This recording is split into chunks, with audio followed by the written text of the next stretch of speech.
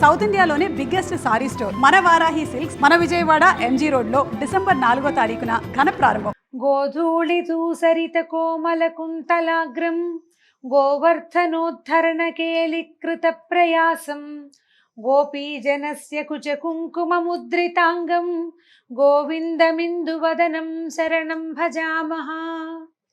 భాగవత కథాసుధకి స్వాగతం. గోపికల వస్త్రాపహరణాన్ని నిన్న విన్నాం. గోపికా వస్త్రాపహరణం తర్వాత కృష్ణుడు ఇంకెవరిని ఉద్ధరించబోతున్నాడో ఈ కొత్త లీల ఏమిటో చూద్దాం. ఒకరోజట చాలా తీవ్రమైన ఎండగా ఉందట. బలరామకృష్ణులు గోపబాలుడు వీళ్ళంతా యమునా తీరాన ఉన్న అడవుల్లో గోవుల్ని మేపుతూ బృందావనం నుంచి చాలా దూరం వెళ్ళిపోయారు. ఎంతో దూరం వెళ్ళాక ఎండవేడికి తట్టుకోలేకపోయారు. ఆ గోవులు కూడా తలా ఒక పక్కన చెట్ల కింద కూర్చుని వీళ్ళు కూడా చెట్ల నీటిలో విశ్రమించారు. కాసేపు తేరుకున్నాక ఏమన్నట, మిత్రులారా ఈ చెట్లను చూడండి, ఇవి ఎవరి నుంచి ఏమీ కోరవు, తమ పట్ల ఎవరెంత అపచారం చేసినా సహిస్తాయి, అలాగే అన్ని ప్రాణులకి ఉపయోగపడమే తన జీవిత లక్ష్యం అన్నట్టు బతుకుతాయి ఈ చెట్లు, అంతే కదా. వాటికి ఎవరికి తోటి ఏమీ లేదు, కొట్టేసిన వాడికి కూడా నీడిస్తుంది పండిస్తుంది చెట్టు. తాము ఎండకు ఎండి గాలికి వాలిపోయి వానకు తడిసి చలిని సహించి అవే బాధల నుంచి మనని రక్షిస్తాయి. అంతేకాదు ఎవరైనా తమ వద్దకు ఏదైనా ఆశించి వస్తే వాళ్ళని రిక్తహస్తాలతోటి పంపవు. ఎవడైనా వస్తాడు, పచ్చగా ఉన్న నాళ్ళు ఆకులు కాయలు పళ్ళు పువ్వులు ఇస్తాయి, ఎండి మోడైపోయాక కలప కట్టె కట్టెలు బొగ్గులు ఇస్తాయి. చెట్లు ఎంత గొప్పవి, ఇంతకంటే జన్మ సాఫల్యం అంతరం ఇంకొకటి ఉందా? జీవిత సాఫల్యానికి ఇంకేం కావాలి? ఎప్పుడూ ఇతరులకు సహాయపడ్డమే. మానవులు వీటిని చూసి నేర్చుకోవాలి. తమ జీవితకాలంలో ప్రాణాన్ని బుద్ధిని ధనాన్ని వాక్కుని లోకహితం కోసం వినియోగించాలి ప్రతి మానవుడు అని శ్రీకృష్ణుడు భాగవతంలోనే చెప్పాడట. భగవద్గీత దాకా వెళ్ళలా, చిన్నపిల్లాడప్పుడే చెప్తున్నాడు. పుట్టిన ప్రతి ప్రాణి లోకహితం కోసం ప్రవర్తించాలి. మనం మొత్తం లోకహితం కోసం ప్రవర్తించలేకపోతాం, కనీసం కొంతైనా లోకహితం, సొంత లాభం కొంత మానుకుని పొరుగువాడికి తోడ్పడాలని కృష్ణ పరమాత్మే చెప్పాడు. అయితే ఏం చేశారు, ఎండగా ఉందనుకున్నారు కదా, సరే నది దగ్గరికి తీసుకెళ్ళి నీళ్లు తాగిచ్చారు. ఆకళ్ళు వేస్తున్నాయి బాగా, ఎండాకాలం ఆకళ్ళు ఎక్కువ. కృష్ణ ఆకలి తీరే మార్గం ఏదైనా చెప్పమన్నారు. అయితే ఈయన ఏమనుకున్నాడంటే, ఆయన ఆలోచిస్తున్నాడు, తనకు అత్యంత భక్తురాలైన ఒక విప్రపత్నిని ఆయన ఉద్ధరించాల్సి ఉంది. ఆ సమయంలో ఎవరికో ఒకళ్ళకి ఇవ్వాలి, ఒక సహాయం చేయాలి ఆయన. అందుకని ఏం చేశాడు, మిత్రులకి ఆకలి తీర్చేది తన భక్తురాలకి మోక్షం కలిగించేది అయిన ఒక మంచి ఉపాయాన్ని పెట్టుకున్నాడు. ఏం చెప్పాడంటే, ఆ పక్కన కొంచెం దూరంలో అనేక మంది వేదవేత్తల ఆశ్రమాలు ఉన్నాయి, వాళ్ళంతా యజ్ఞం చేస్తున్నారు, స్వర్గలోకవాసం కోసం యాగాలు చేసుకుంటున్నారు. వాళ్ళు బృహస్పతి శవం అనే యాగం చేస్తున్నారట, యజ్ఞం. అయితే మీరు వాళ్ళ దగ్గరికి వెళ్ళండి, బలరామకృష్ణులు మాకందరికీ అన్నం పెట్టమని అడుగుతున్నారని అడగండి అని చెప్పాడు. చెప్పేసరికల్లా ఈ గోపబాలురంతా ఆ యజ్ఞవాటిక దగ్గరికి నడిచిపోయారు. యజ్ఞవాటికలో ఉన్న వాళ్ళకి దండం పెట్టారు, చేతులు జోడించి, అయ్యా బ్రాహ్మణోత్తములారా, బలరాముడు కృష్ణుడు మమ్మల్ని పంపారు, వాళ్ళిద్దరూ మేమును చాలా ఆకలితో ఉన్నాం, మాకు అన్నం పెట్టమని మిమ్మల్ని అడగమన్నారు అని చెప్పారు. చెప్పేసరికల్లా పైగా మీరు యజ్ఞం చేస్తూ దీక్షలో ఉన్నారు, ఈ దీక్షలో ఉన్న వాళ్ళు తాము వండుకున్న అన్నం తాము తిన్నా ఇతరులకు పెట్టినా తప్పు లేదని చెప్పమన్నారు. మీరు యజ్ఞ దీక్షలో ఉన్న వాళ్ళు అన్నం వాళ్ళు తినచ్చు, ఇంకొకళ్ళకి పెట్టచ్చు, తప్పు లేదని చెప్పమన్నారు. కాబట్టి మీరు సమస్త ధర్మాలు తెలిసిన పెద్దవాళ్ళు బలరామకృష్ణులకి అన్నం పెట్టండి, మాకు కూడా అన్నం పెట్టండి అని అడిగారు. ఈ విప్రులు స్వర్గము మొదలైన అంటే ఏమనాలి, అల్పమైన విషయాలు, చిన్న విషయాల పట్ల మాత్రమే ఆసక్తిగా ఉంది. విస్తారంగా కర్మలు చేయటమే జీవన సాఫల్యం అనుకునే చాలా చిన్న బుద్ధి. వీళ్ళకి భగవంతుడిని తెలుసుకునే ఉపాయం మీద దృష్టి లేదు. స్వర్గారోహణ ఎలా స్వర్గాన్ని పొందాలి అనే దాని మీదే ఉంది. పైగా దానికి తోడు ఏంటంటే మూర్ఖులు, తమంత జ్ఞానులు ఎవరు లేరన్న ఉద్దేశం ఉన్నవాళ్ళు. భగవంతుడిని తెలియని వాడిని మూర్ఖుడనే కదా అనాలి. అక్కడి నుంచి సాక్షాత్తు భగవంతుడే గుమ్మంలోకి వచ్చి అన్నం అడిగినా విన్నట్టు ఉండిపోయారు. అన్నం పెడతామని అనలేదు, పెట్టమని సమాధానం చెప్పల. గోపబాలురు వెనక్కి తిరిగి వచ్చేసారు. ఇక నిరాశగా వచ్చారు. అప్పటికే ఎండ మార్చేస్తోంది, ఆకలి కడుపుతో నకనకలాడుతూ వెనక్కి వచ్చారు. అయితే బలరామకృష్ణులకు చెప్పారు, ఇలా జరిగింది. వాళ్ళు ఏం మాట్లాడలేదని. కృష్ణుడు నవ్వేట, ఏదైనా ఒక పని చేయాలంటే ప్రయత్నం చేస్తూ ఉండాలి. మనకు అన్నం కావాలి, ప్రయత్నం చేయొద్దు. వాళ్ళని అడిగావు, వాళ్ళు కాదన్నారు, ఇంకోళ్ళని అడుగు, ఇంకో ప్రయత్నం చేయాలి కదా. ఒక ఉపాయం ఫలించకపోతే ఇంకో ఉపాయం ఆలోచించాలి. కాబట్టి మీరు మళ్ళీ వెళ్ళండి, ఈసారి బ్రాహ్మణులను అడగద్దు, వాళ్ళ భార్యలను అడగండి అన్నాడు. ఈ విప్రులు జ్ఞాన సంపన్నులు, వాళ్ళకి ఆలోచన ఏంటంటే చదువు విషయం వరకే వాళ్ళకి ఆలోచన ఉంది. కానీ విప్రుల భార్యలు భక్తి సంపన్నులు, వాళ్ళకి చాలా భక్తి ఆలోచనలు ఉన్నాయి. వాళ్ళకి ఏంటంటే అన్నిటికీ ఎప్పుడు నిరంతరము పరమాత్మ మీదే లగ్నమైన మనసు కలిగిన వాళ్ళు. విప్రపత్నులు విష్ణు కథలు విన్నారు, వాటిని మననం చేసుకున్నారు, వాటినే ధ్యానం చేసి ధన్యులయ్యారు. వారు శరీరాలతో సంసారాల్లో ఉన్నారు, కానీ వాళ్ళ మనసుల్లో మాత్రం విష్ణువే ఉన్నాడు ఖచ్చితంగా. కాబట్టి కృష్ణుడు అన్నం అడుగుతున్నాడు అని చెప్పమన్నారు. ఈ పిల్లలు మళ్ళీ గోపబాలురంతా వెళ్ళారు. భార్యలు కూర్చునేందుకు ప్రత్యేకంగా ఒక పక్కన ఒక శాల ఉందట. ఈ యజ్ఞంలో ఉన్న మగవాళ్ళంతా బ్రాహ్మణులంతా యజ్ఞం చేసుకుంటుంటే వాళ్ళ భార్యలు కూర్చోడానికి ఒక పెద్ద శాల కట్టి ఉంది, కూర్చుని ఉన్నారు. వాళ్ళంతా చక్కగా అలంకరించుకుని చక్కగా లక్షణంగా కూర్చుని ఉన్నారు. ఉండేసరికల్ గోపబాలుడు నమస్కారం చేసి చెప్పారు వాళ్ళకి, కృష్ణుడు ఆవులు మేపుతూ ఇంటి నుంచి చాలా దూరం వచ్చేసాడు.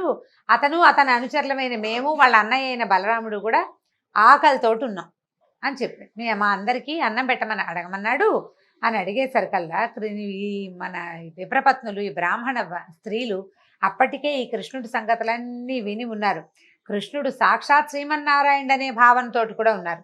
పరమాత్మే అడగడం తమది పూర్వజన్మ పుణ్యం అనుకుని ఏం చేశారు, వెంటనే గబగబా నడుం కట్టి వంటలు చేసేసారు. చకచక అందరూ కలిసి షడ్రుచులతో అనేక పదార్థాలు ఉండి పెద్ద పెద్ద పాత్రల్లో పెట్టుకున్నారు. భర్తలు, సోదరులు, బంధువులు, పుత్రులు అందరూ స్త్రీలను అన్నం మోసుకెళ్ళద్దు అని కేకలేశారు. అయితే ఏంటంటే నదులకి ఎన్ని కొండలు అడ్డం వచ్చినా అవి సముద్రం వైపే దారితీస్తాయి. అయినా కూడా వీళ్ళు ఏం చేశారు, అలాగే ఈ విప్రపత్నులు ఎవరు వద్దన్నా సరే ఈ అన్నపాత్రలు అవి మోసుకుంటూ కృష్ణుడు ఉన్న చోటుకి వెళ్ళారు. వాళ్ళల్లో ఒక ఆమె భర్త గట్టిగా అడ్డుకున్నాడు. ఆమెను వెళ్ళని వాళ్ళ చేతులు గుచ్చేసుకున్నాడట. వెళ్ళనిపోయేసరికల్లా ఆమె ఉండిపోయింది అక్కడే.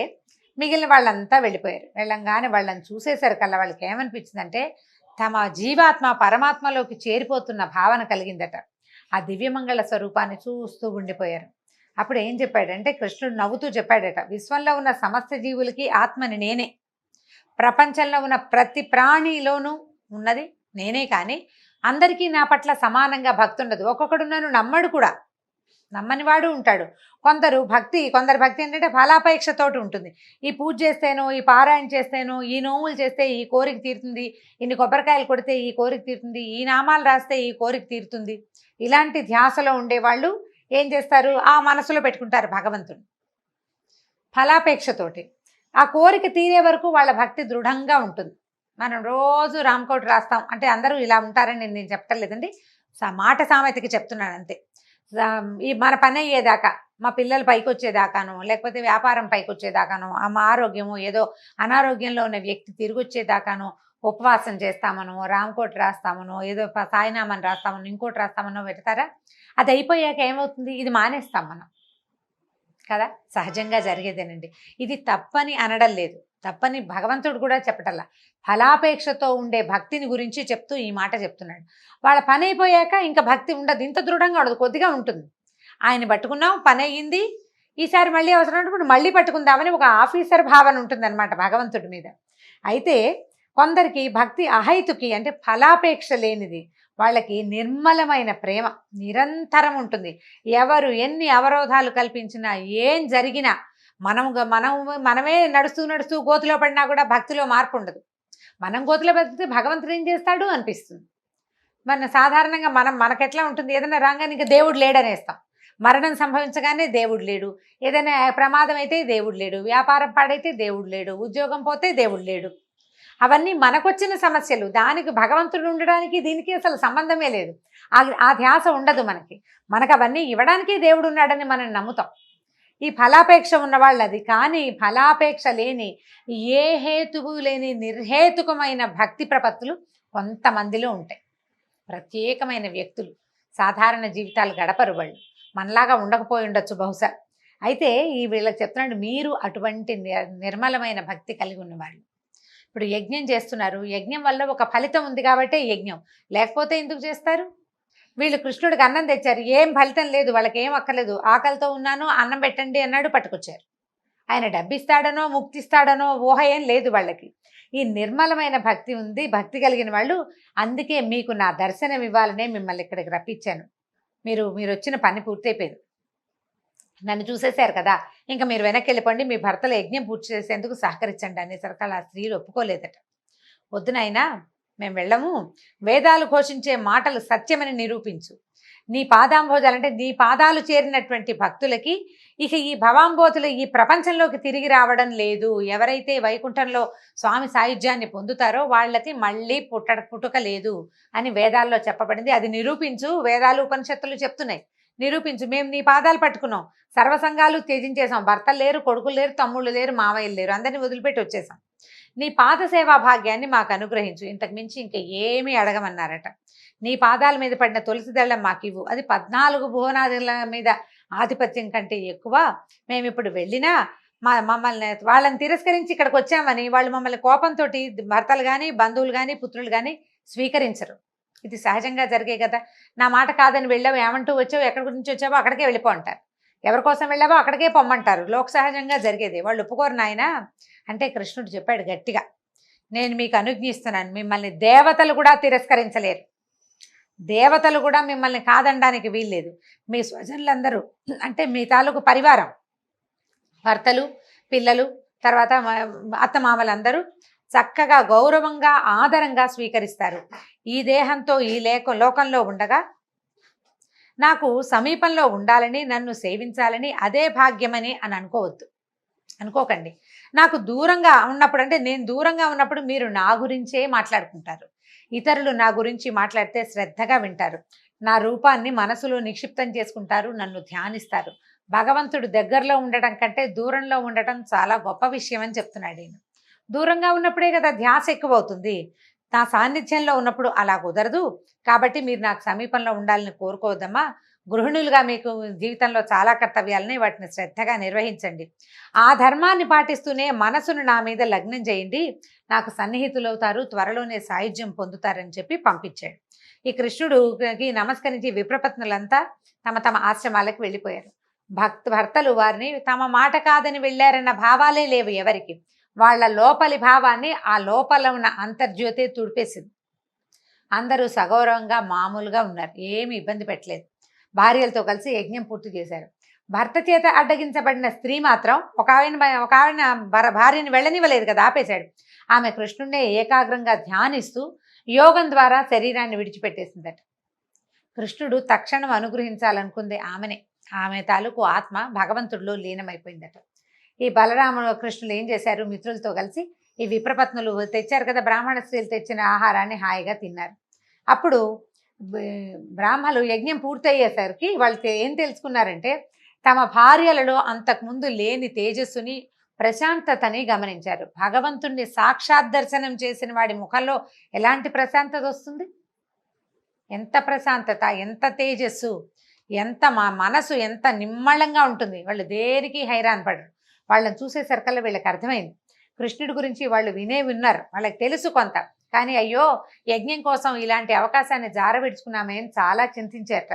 మనం మంచి మంచి వంశాల్లో పుట్టాము, శాస్త్రోక్తంగా అన్ని షోడశ కర్మలు చేయించుకున్నాము, చక్కగా అన్నీ చేసాం, వైదిక కర్మల్లో నిష్ణాతులమయ్యాం, యజ్ఞాలు చేస్తున్నాము, చాలామందికి గురువులు అయ్యాం. కానీ పరమాత్మ మన వాకిట్లో నిలబడి పట్టెడు అన్నం పెట్టమంటే పెట్టలేకపోయాము.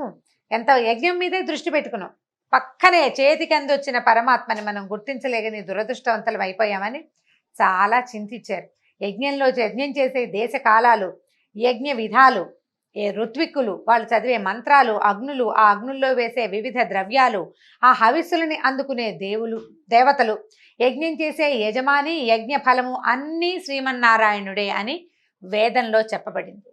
అదంతా చదువుకున్నాం మనం, చదువుకున్న విద్యార్థులకు కూడా చెప్పాం. కానీ స్వయంగా వాకిట్లో నిలబడినటువంటి యజ్ఞ పురుషుణ్ణి మాత్రం నిరాదరించాము. యజ్ఞం పూర్తి చేసి ఏం పొందాం, మనం పొందిందేమిటి, పోగొట్టుకున్నదేమిటి అని ఆశ్చర్యంగా ఆలోచించుకున్నారు. వాళ్ళు సిగ్గుపడ్డారు వాళ్ళ తాలూకు ప్రవర్తన పట్ల.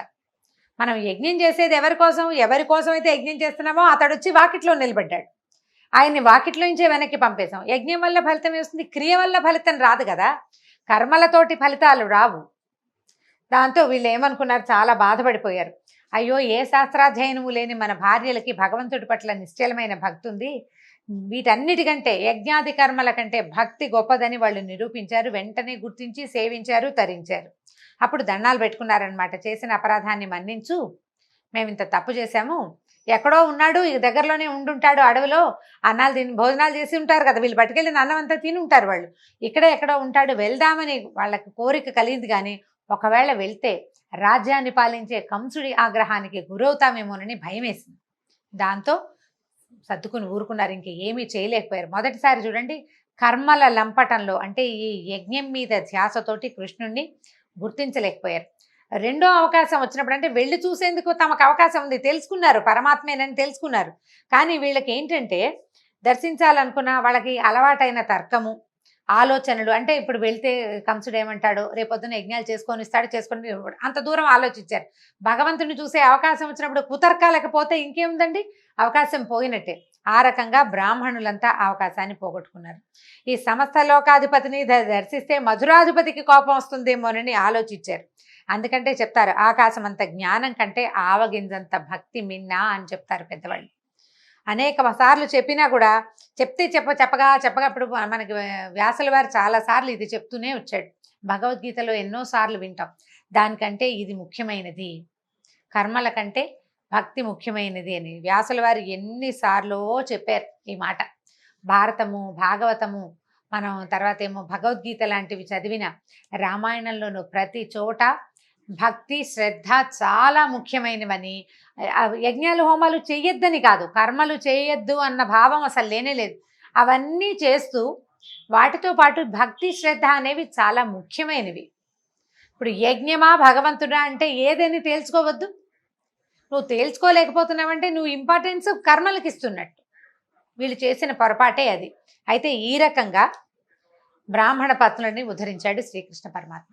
దీంతో భాగవత కథా సుధ ఇవాల్టి భాగం పూర్తయింది. వచ్చే భాగంలో మళ్ళీ కలుసుకుందాం. నమస్కారం.